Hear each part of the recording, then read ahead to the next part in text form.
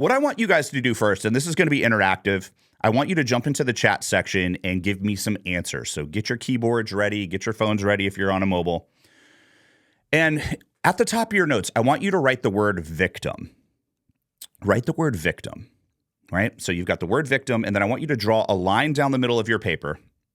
And I want you to, underneath the word victim, I want you to write some words, some descriptions on how you felt when you had been victimized at some point in your life. This could be something that happened when you were a kid. This could be something that's happened recently or any time in between. So I want you to think for a moment, when did somebody do you wrong? When did an organization do you wrong? When did anything happen to you that caused you to feel like you were the victim of a circumstance or a situation?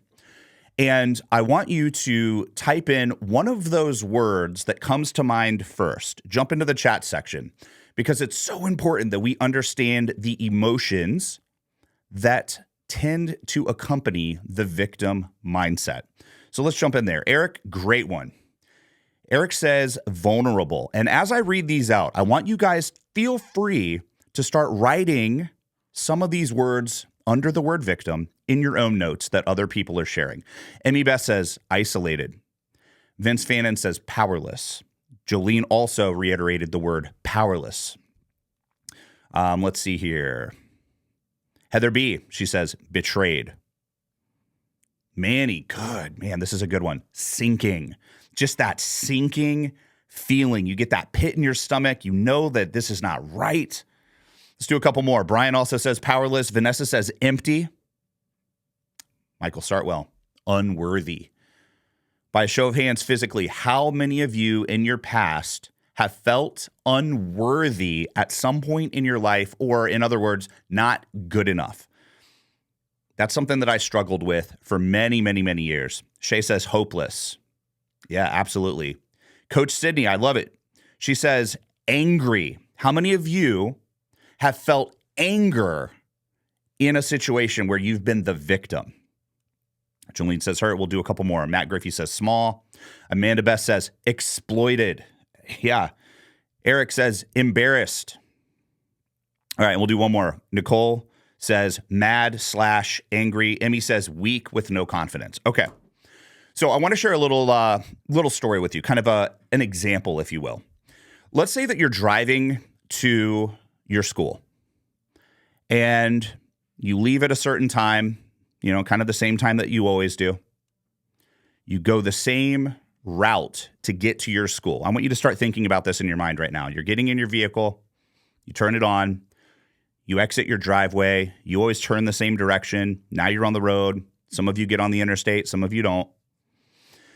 But let's imagine we get to that first stop sign or that first red light, and you've been stopped for a few seconds. You're just kind of hanging out, waiting for, the opportunity to start driving again. And then, boom, somebody hits you. Somebody rear ends you.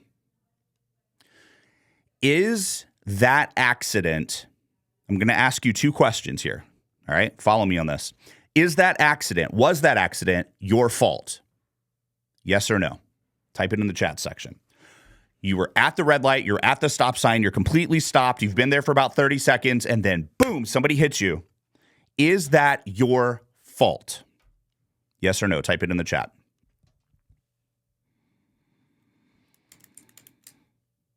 Okay, all of you guys are saying no, and I agree with you. Now I'm going to ask a follow-up question here. Follow me on this one. Are you responsible for that accident? Yes or no? Are you responsible for it? Yes or no?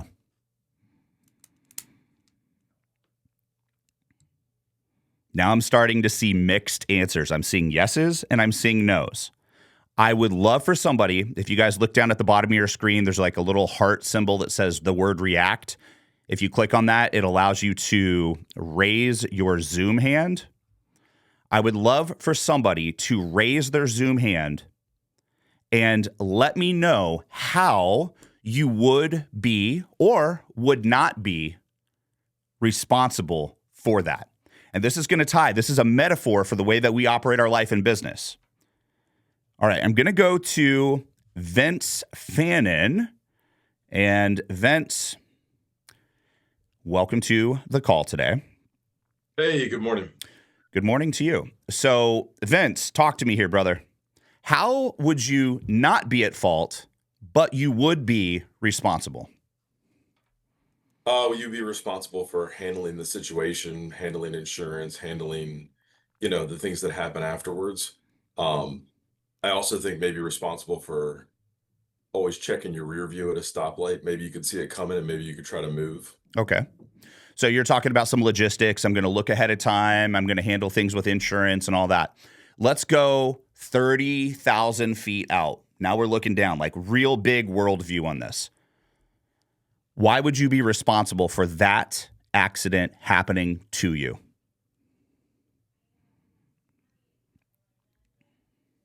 And this is a question for everybody as well.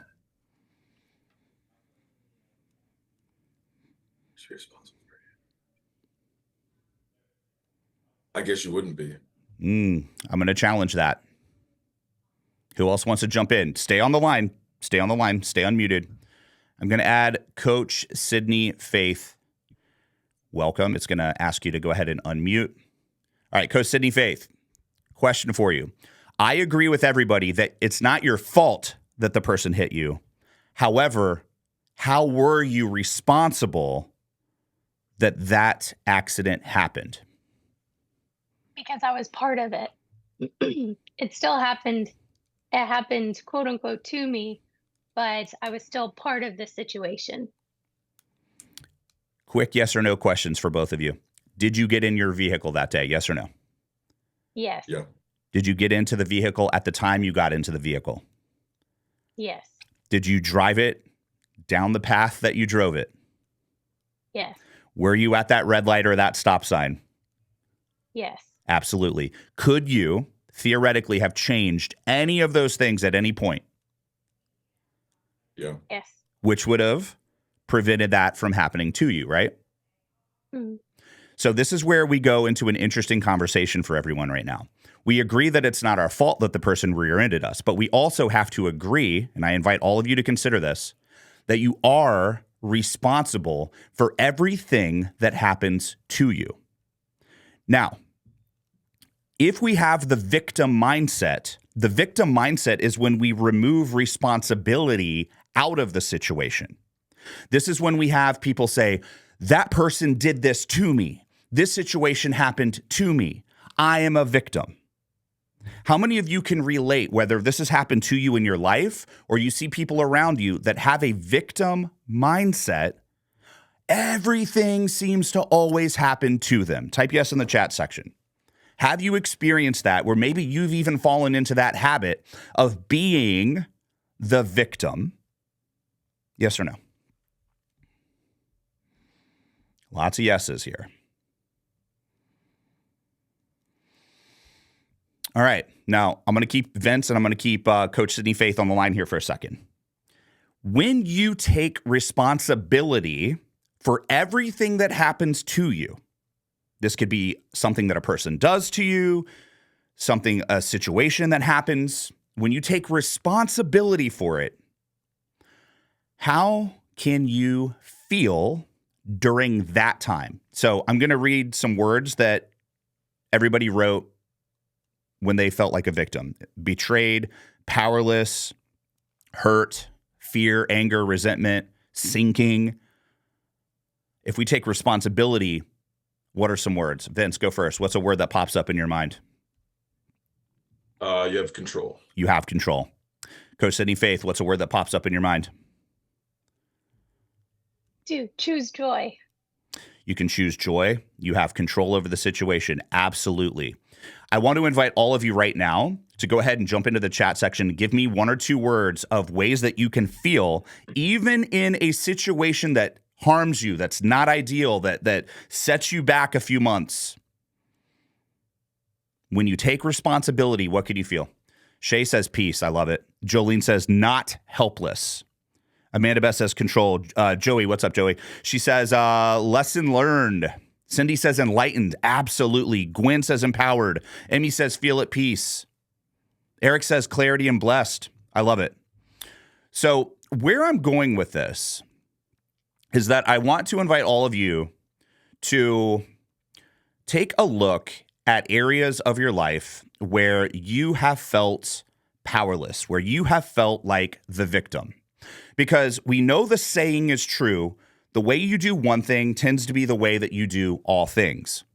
And there's been people who we've worked with directly, as well as team members that you all have had, that we've heard about, that tend to play the victim role. You may even have a habit of playing the victim role right now. You might have close family members, perhaps your spouse, maybe your kids, that their go-to reaction, their habit, is to be the victim. And we know that when we take responsibility for something, it gives us confidence and freedom and clarity and peace. It gives us perspective. So one of the things that's important to remember is that we can't live in a world where everything happens to us. I want you guys to write down the following phrase here. Life doesn't happen to me. Life happens for me. Life doesn't happen to me. Life happens for me. I want to just do an experience share here with a couple of you. I want you to look back over the last few years. Many of you have been working with us for a long time, and we've seen you guys go through the ups and the downs over the years. Somebody raised their virtual hand where you can think of a scenario where at first you felt like the victim, but now when you look back, you can see how that circumstance, that situation, that person, that illness, that setback was your setup. And that setup led to the next level. Somebody raised their virtual hand. Levi, we haven't heard from you in a while. I'm excited to hear what you have to say. Let me add you to the screen here. Go for it, brother. Hello. So this is probably a situation that a lot of people can relate with, but we lost our director last year during summer camp. And like I said, I'm sure a lot of you know what that feels like. That was a hard hit to happen, but man, when I look back at the culture change that has happened since then, and just straight up numbers and the number of lives that we changed, as well as the number of students we have enrolled, we are so much better off because of that. How many of you, by just a simple yes or no in the chat section, can relate to what Levi just said? So Levi, you guys lost your director.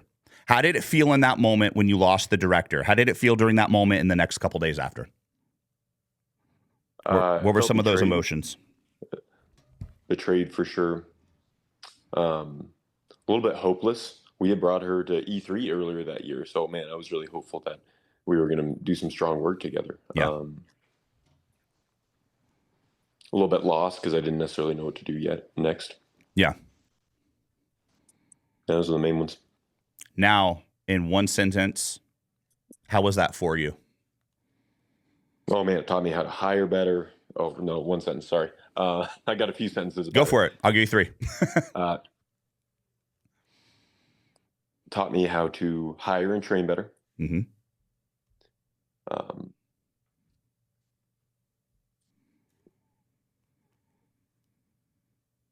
Taught me how to be more focused on actually changing lives, both in our kids and team members, rather than just having people forever, because everyone quits. But man, really impacting each team member and kid as much as possible in that time. I'll leave it there. That's the big 2. That's awesome, man. Language is very important. So can I give you some feedback? Please do. Yes. Very nonchalantly, you said, everyone quits.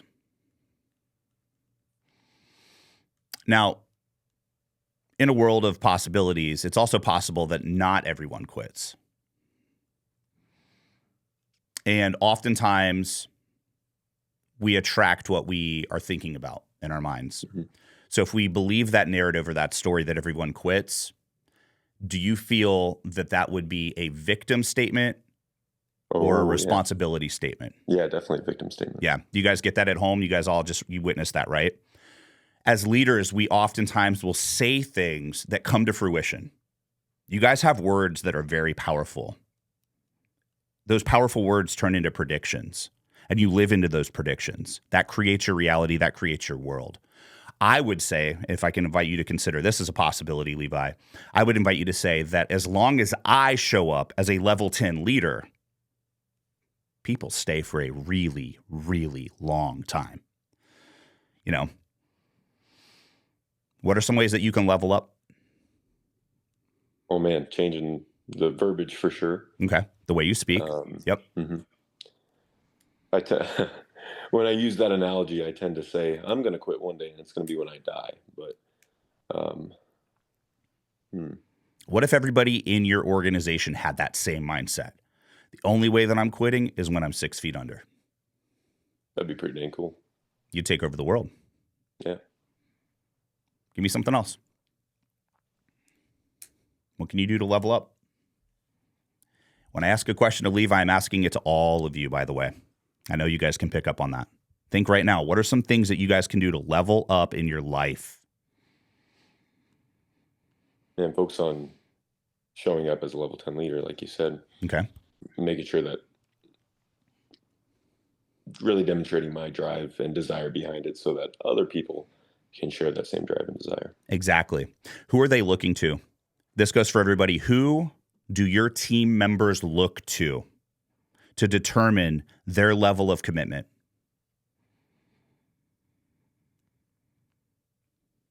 It's us right there. It's us. Yeah. All of us. Everybody, when you look in that mirror, that reflection that you see is the reflection that your team members see. The only difference is sometimes you convince yourself you're actually trying your best when you're not. Sometimes you convince yourself that you're showing up at your 100%, but you're not. And what's interesting is that your team members, they can see it. Your team members can see when you show up and you speak a certain way. You show up 5 minutes late. You got your Starbucks. You got your coffee, though, but you're 5 minutes late.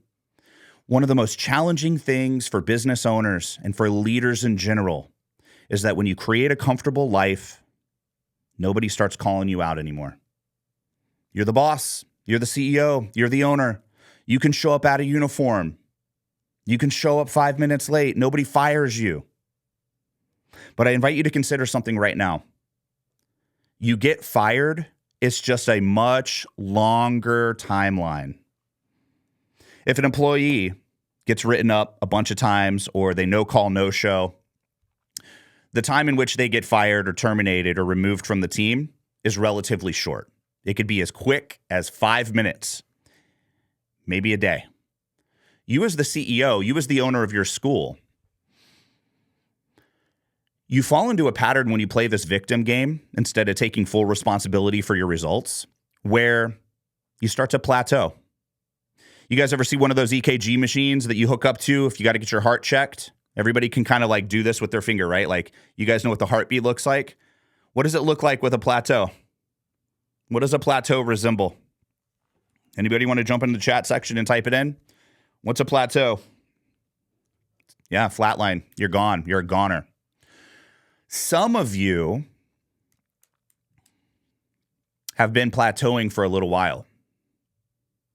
And it's time to look in the mirror. It's time to recommit. It's time to step up. It's time to take responsibility and not be a victim, because victims plateau. The victors, people that win, they take responsibility for the good, which is easy to do. It's fun when you're winning. But you also take responsibility for the plateau. You take responsibility for when your business is sinking. That's the only way that you can step up again.